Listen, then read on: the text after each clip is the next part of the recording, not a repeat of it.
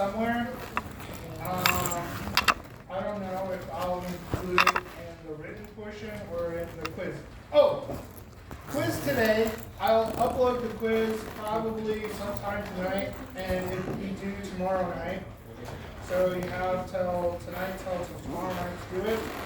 And I don't know if I'll include this in this kind of problem or a version of this, but this is kind of, I highly recommend changing these values to things you want and then doing versions of this problem, because it won't be exactly this problem, but this is the type of problem will be asked. Okay?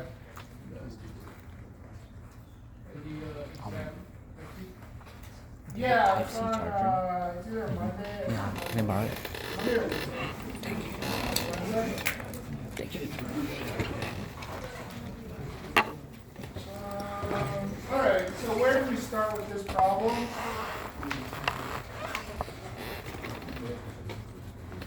Do I start with momentum or with kinetic energy? Kinetic energy.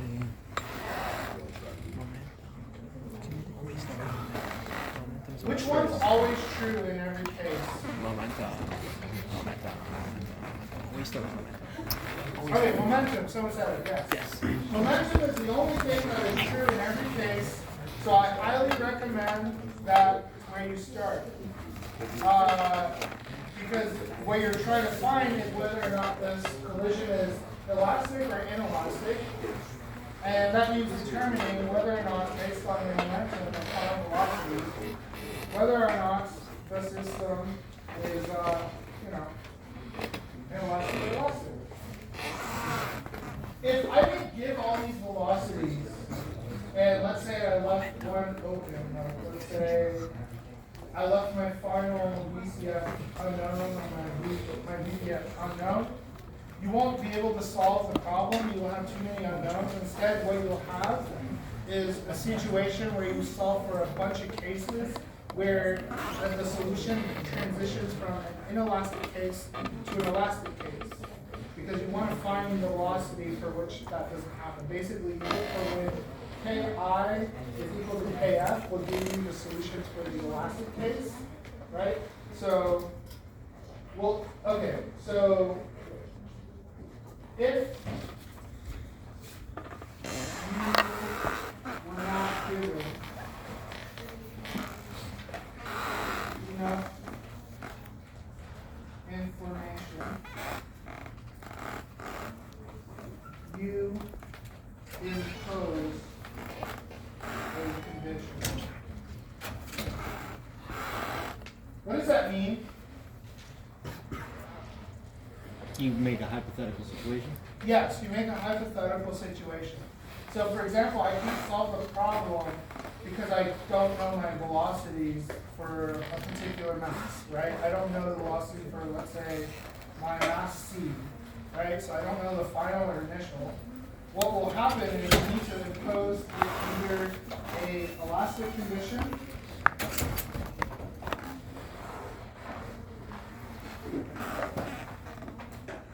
So what would be the condition for an elastic case?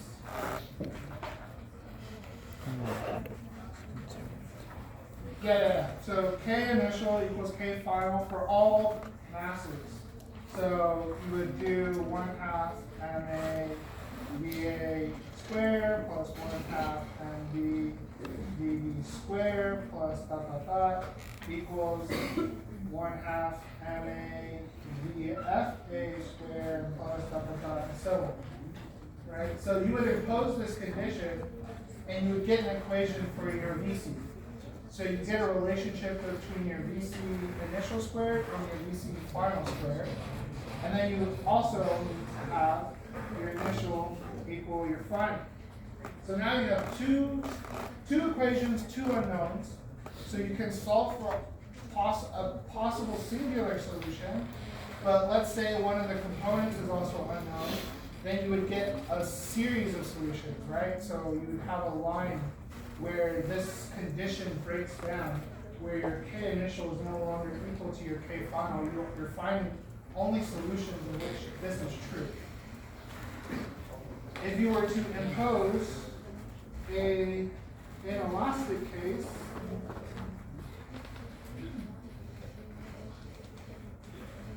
then K initial is less than K final.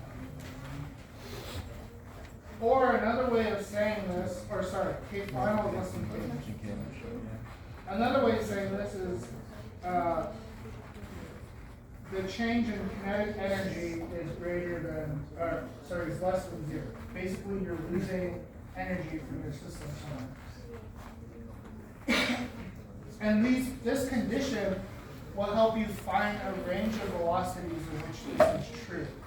So you're looking for velocities before and after that will either give you an elastic case or an inelastic, or an elastic case or an inelastic.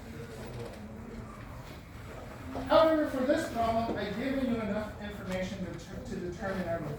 So we're not going to be doing that. I just wanted to point this out because if you're going to be studying this problem, this is an interesting question to pose. All right. This is going to be on the exam. Hopefully not. Okay. So let's just start with our momentum. So our initial momentum is equal to MA VA Yeah, you don't know that. plus MB UB plus MC VC. And then the mass. And if we plug in all our values, oh yeah, here I'm also going to state that MA is equal to MB equal to MC. I'm just doing this for simplicity. It makes the problem easier, and I'll likely do this for the exam. I find it interesting because some people actually, when they realize all the masses are equal, there are certain tricks you can do.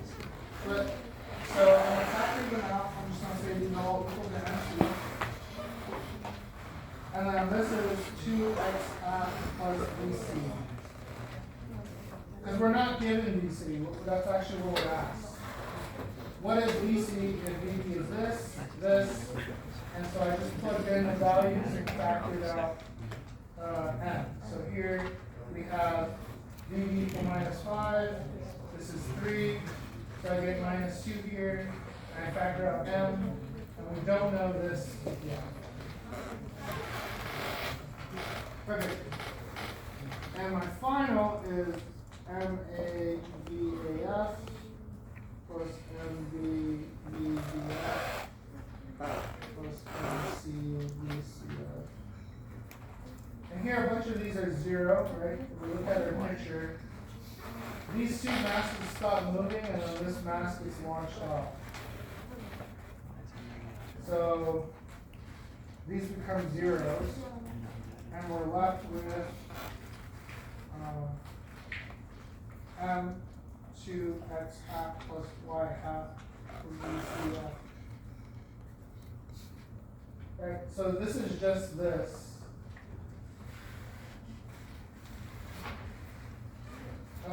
This is 0, and then also our VCF is 0, so this becomes 0 as well. And we set these equal.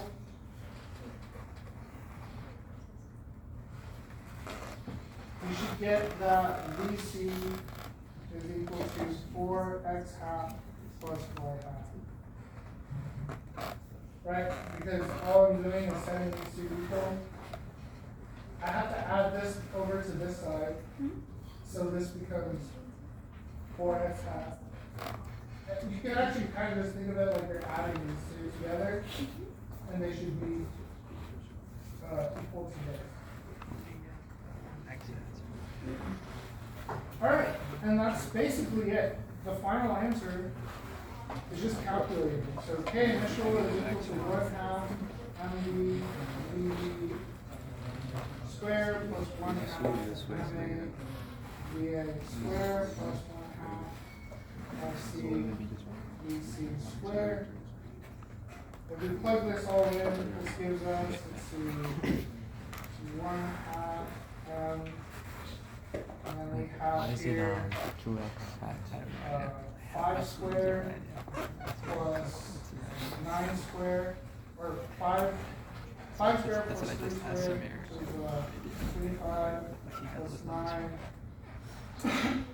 plus, Can you scoot and then we closer? have, so yeah, 25 plus 9, and then we have to square this. So this is 16 plus 1. Right, so K initial is equal to 51 over 2n. K final is equal to 1/2 MA VF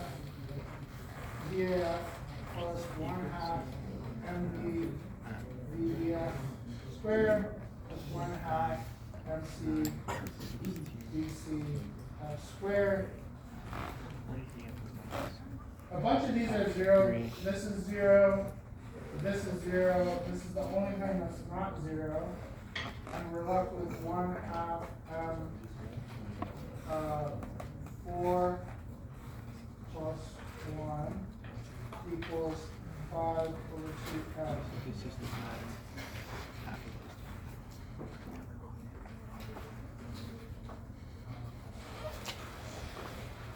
Alright, so all I did was I took this VBF. What is this? What kind of VBF? so much writing. Yeah, that makes sense. No, that actually did make sense. I still don't know where he got the 2x, but I have no idea where you got it. with the last part, yeah. The last part makes perfect sense. Should we ask him when he got the 2x, or should we be confused on the exact solution? Oh, I didn't write it out. You're brave now. I remember. Use that here. Equals to 2x top plus y. I'm just about to say. So, did we lose energy or gain energy? Okay. No, we lost, right? Because this is 51 divided by 2. This is 5 divided by 2. This is a smaller number, so we lost. So KF is less than K initial. It's inelastic.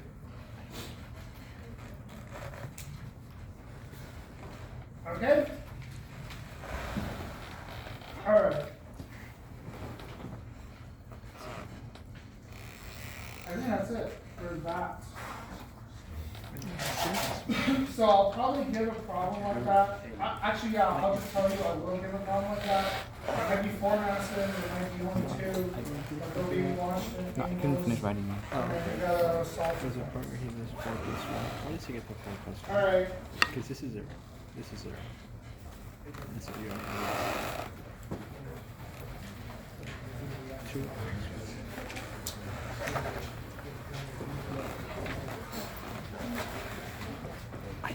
I see everything. I still don't know what. I don't know how he got the It still doesn't know the understand. I'll just add it to you later. so Yeah. when is the homework due for this? Is it this week? I hope not. I don't think one's been. Because you have extra shit for cutting this week. No. I didn't even look at the assignment yet. Alright. I sent it to Good. a survey to find your buddy. I was like, what the fuck? Because I was going to extend it. Yes, please. Please. Alright. Okay, so let's say we had a mass. Are these And like, that, a lot of this is going to be recall. is this? Are Because these we went notes over or? this. Yeah. I hope enough of you remember. But all of them doesn't change. Because once they do it, they change it.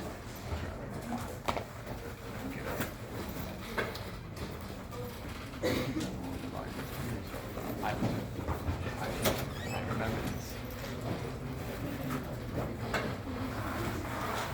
So suppose you had a particle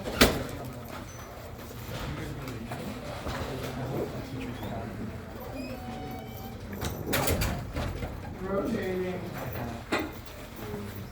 around.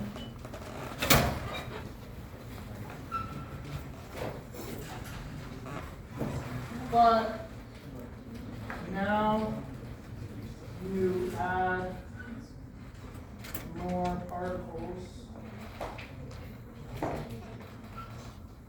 that move with another.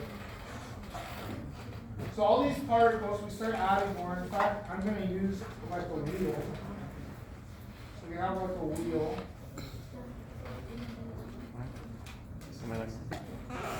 And along this wheel, we have particles that rotate. Huh? So what is the speed for one of these particles? Does anyone remember? A lot. Like 50. Let's say you had a frequency. It should be V equals R omega, right?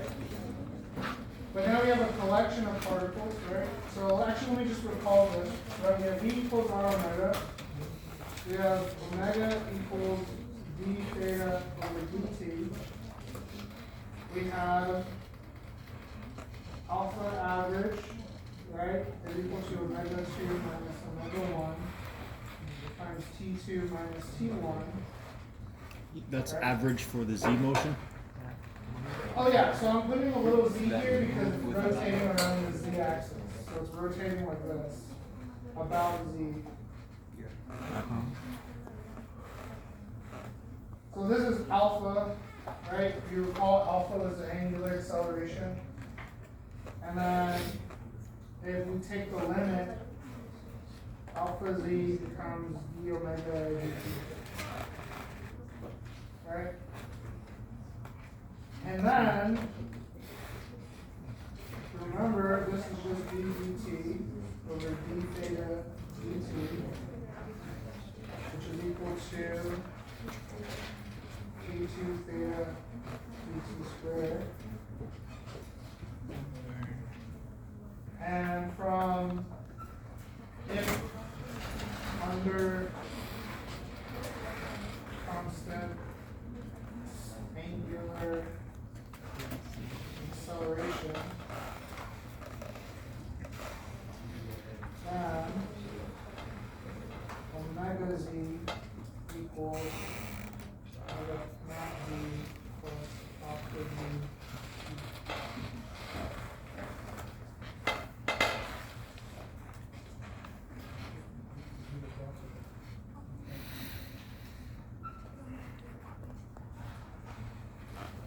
You can also have the average omega is equal to theta minus theta naught divided by t. This is assuming t naught is 0, right? And then you can also have omega naught z plus omega z divided by 2. Remember, this is just adding two vectors, right? Because if you think of Question, sir? omega as a vector, if we're pointing, if we're rotating around like this,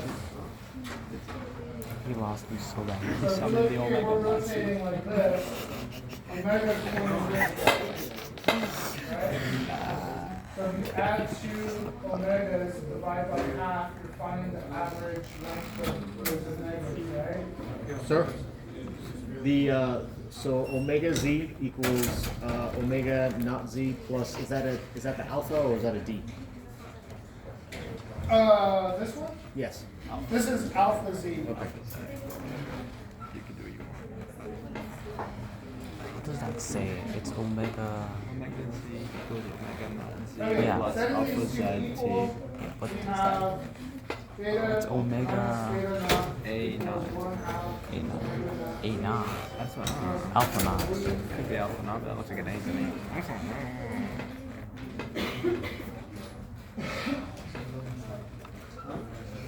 And then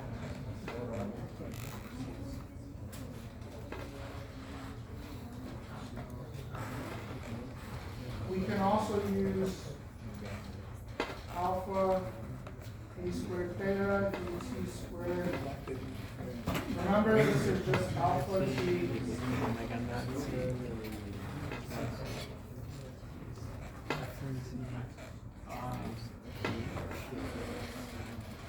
Right? do this, we get What happened to the T? Where did the T go? I don't know what's going on. That's everything that's the number. Sir, what happened to the T that was on the initial theta minus theta naught?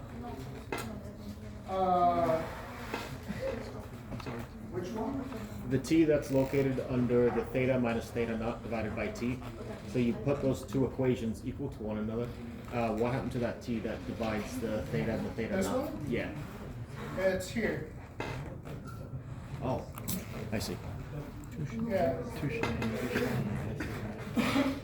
Okay. And then just do this again.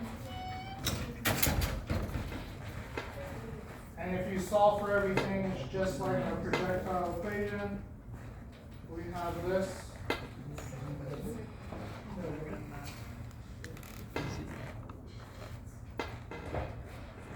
If you plug in T equals omega z minus omega naught z over alpha z, then theta equals, The second derivative of sorry, theta minus theta naught over dt 2 alpha z dt. equal to omega Which is z really squared minus omega naught.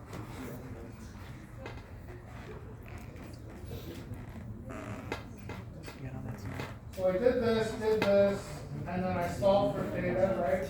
And if I plug in this into here, and I solve for things, I should get this relationship. It's the exact same way in which we did it for velocity. Omega naught c. Okay, that was a little bit of a review. Remember what we were trying to do though. We're looking at this particle rotating, and I want to calculate the energy. Do you recall it? I'm telling you, I would have heard of the omega naught c. I would know the omega naught c. So suppose I have, I think for the What was this? What was it? What was this like? Was it an A? Was it an That was omega. I think that was omega Nazi or omega Z. That was omega Nazi. Yeah. omega naught c? No, omega alpha Z. Alpha 0. Okay. And the other one? And the other one was the same thing. Oh, okay. I trust you. And he just goes from different equations.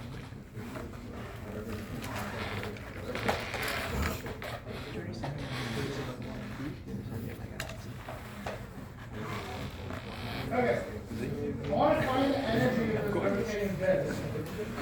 So for now, I'm just going to treat it as like pieces of masses, but really you want to think of these as kind of becoming eventually a continuous mass. What is this? So we do this, we have the kinetic energy of a mass is equal to 1/2 mi vi squared. And if you remember, this is vi times ri omega. So we offload all the constant properties of this rotation into this omega. Oh, okay. And then you're left with Ri as being your variable.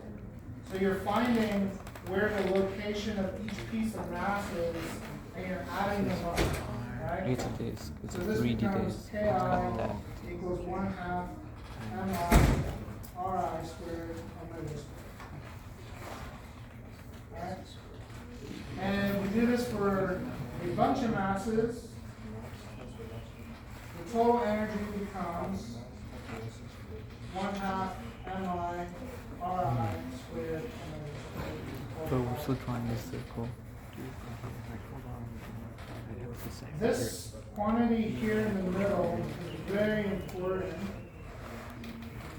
You will be tested on this quantity in detail. So I highly recommend studying this. This quantity here is called your moment of inertia. Mm. Summation. It's a object tendency to keep rotating, basically. So if you have a large That's moment of inertia, it's going to try to keep rotating in that direction. It also means it'll require more energy to make it rotate, right? Because these are proportional. So if I is large, you need more energy to rotate. Right? And you can just see this by omega equals k over I times 2. Right? So if we were to plot this, I and omega squared, it goes like this. And then the slope has to deal with energy.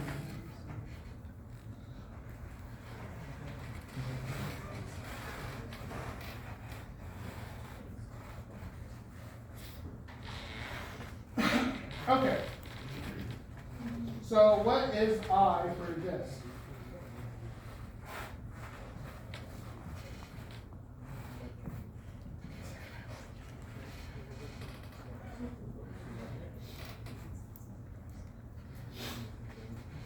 So we got to get a piece of this mass, right? So this is just a small piece. This equation is not quite right. This is for a discretized system. So discretized system,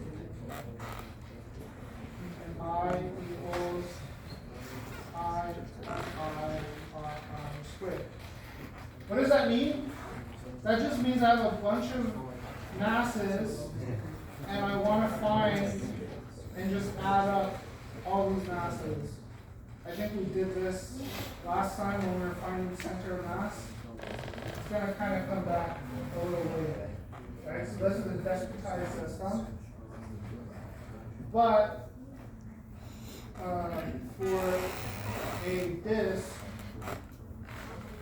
it is a continuous.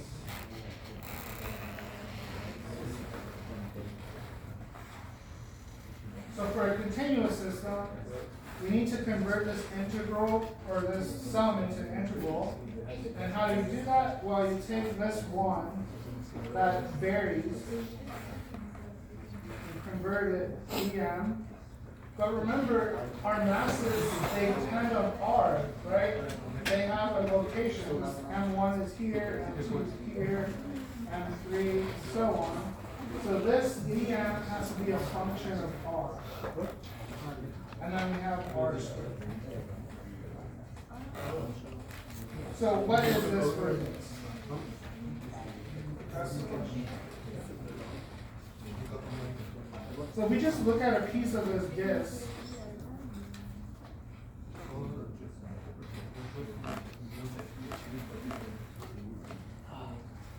kind of like a little cube, right? And this is the thickness, let's call that dz. This side is dr. And this length, right, is r d theta. So the volume, dv, is equal to r dr d theta dv. To do this problem, we need to impose a condition, and that is the density needs to be continuous throughout, or constant throughout. So rho, density, mass divided by volume plus time. And for a disk, this is just m divided by 2 pi r times h. Let's say h is the total thickness.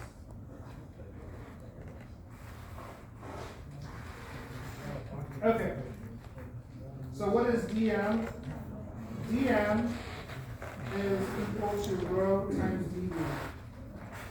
Right? Because rho is constant, you can't take the differential.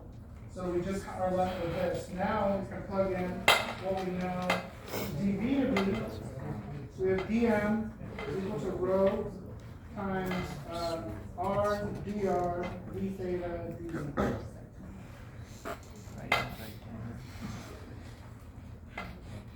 Okay, now we can plug it into this integral.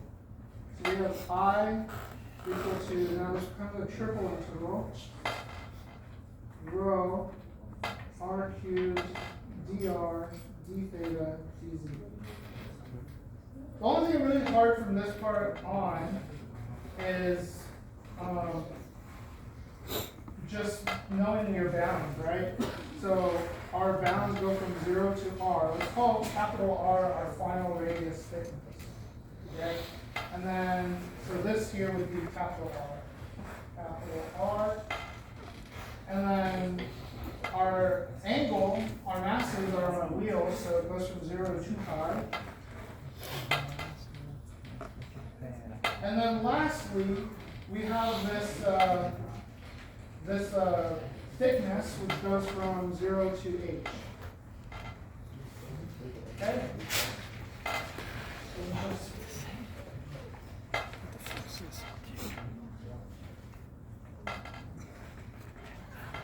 Okay?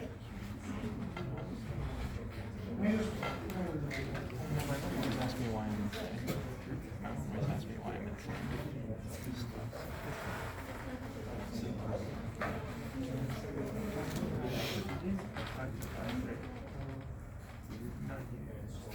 So now I'm going to plug in this. So we have rho equals m over 2 pi rh. These are all constants, so they can come out. So this is equal to m over 2 pi rh.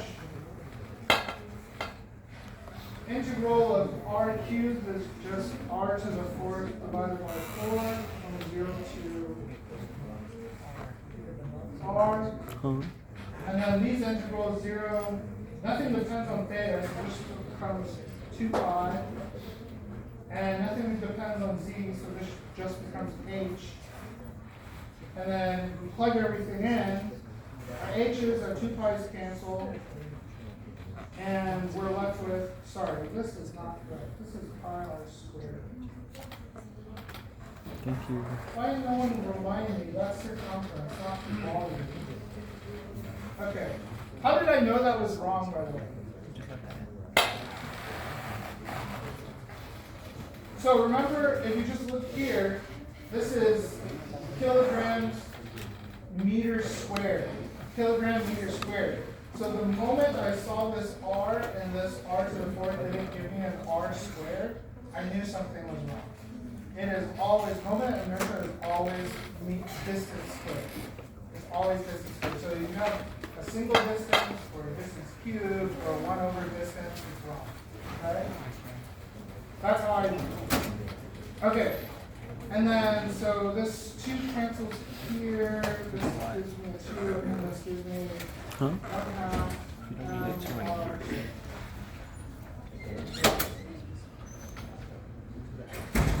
Notice that this h is canceled, right? So this h and this h cancels. So the thickness of the disk around its rotation. So we have this disk, and it's rotating around this axis. This thickness h doesn't matter. So if we kept making it thicker, it becomes a cylinder. Right? So really I disk is equal to I cylinder. Only for this case. Only for this case. Only for this case. And it's because the thickness divides out. Because thickness divides out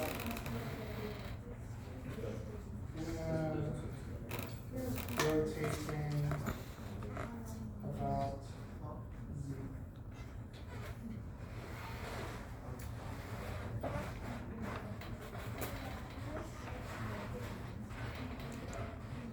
Okay.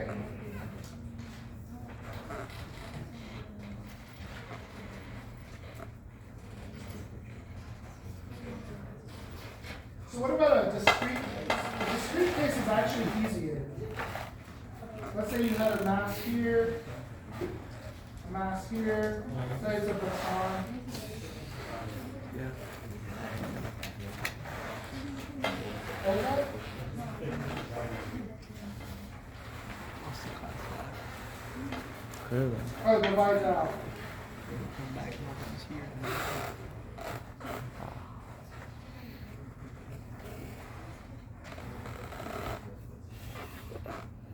This is it. That's the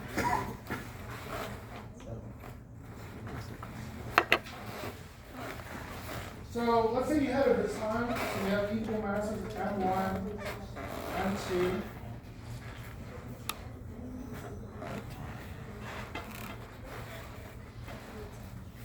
And then let's say this is your center, so this is your center of mass.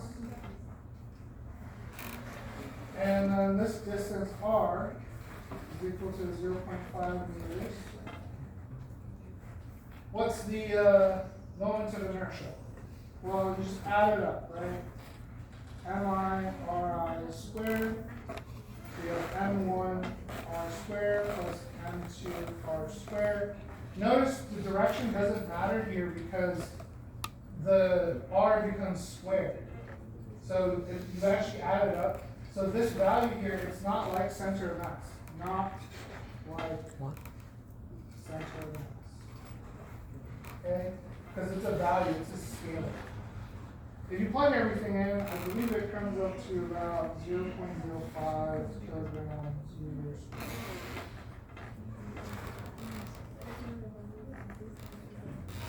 Let's say you were to rotate about this end.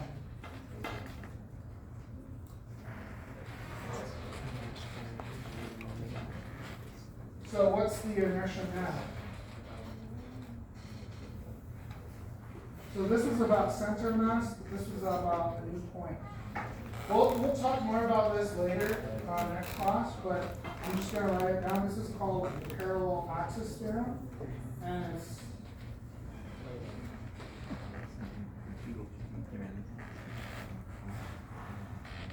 so what we do is we take our center mass here, and then we add in the total masses. So this would be 2m, right? And then the distance we displace. So we displace this distance d. Here our d just happens to be r, right? Because we moved from the center to the end. So that distance we moved was r. So IP is equal to 2m r squared plus 2m r squared, which is equal to 4m r squared.